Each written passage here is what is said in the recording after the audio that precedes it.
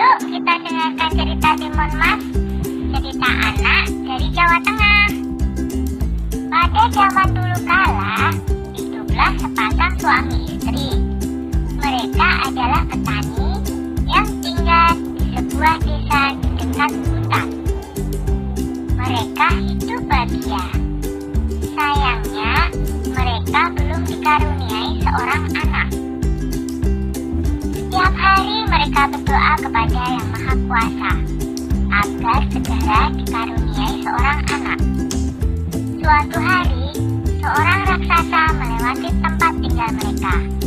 Raksasa itu kemudian memberi sebuah biji mentimun. Tanamlah biji ini, nanti kau akan mendapatkan seorang anak perempuan, kata raksasa. Terima kasih raksasa, kata suami istri itu. Tetapi ada syaratnya. Pada saat usianya 17 tahun, kalian harus serahkan anak itu kepadaku, saud raksasa. Tanpa pikir panjang, mereka segera menerima biji itu dan menyetujuinya. Suami istri itu kemudian menanam biji mentimun itu. Setiap hari mereka merawatnya dengan baik. Beberapa bulan kemudian tumbuhlah sebuah mentimun yang berwarna keemasan. Buah mentimun itu semakin lama semakin besar dan berat.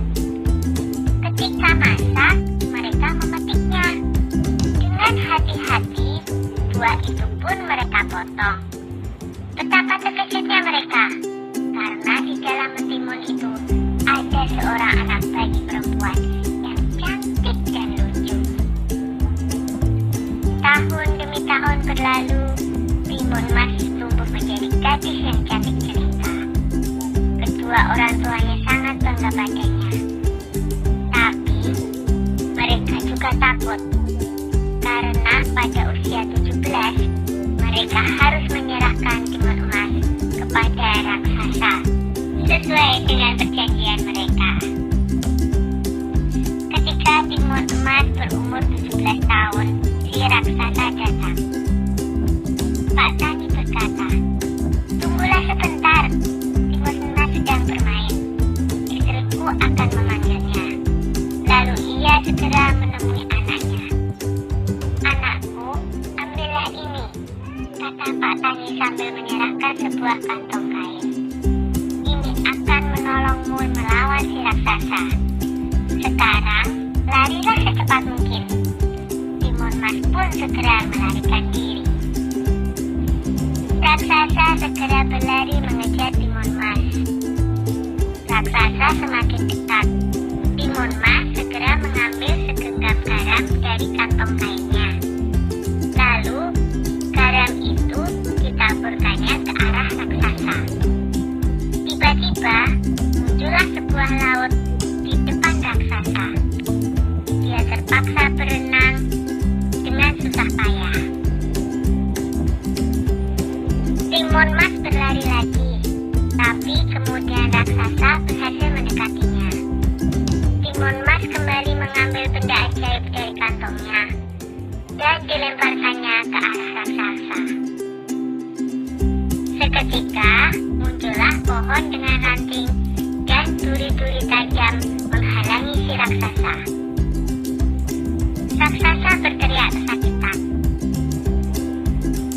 Tapi raksasa itu sungguh kuat dan terus mengejar Timun Mas. Maka Timun Mas pun mengeluarkan benda ajaibnya yang ketiga. Dia menebarkan biji-biji mentimun ajaib. Seketika itu pula tumbuhlah kebun mentimun yang sangat luas. Sampai akhirnya Timun Mas melemparkan benda ajaib terakhirnya, yaitu segenggam terasi udang yang berubah menjadi danau lumpur yang sangat luas. Raksasa itu akhirnya terjerembab di danau lumpur itu dan tak bisa lolos lagi. Timun Mas selamat dari kejaran raksasa.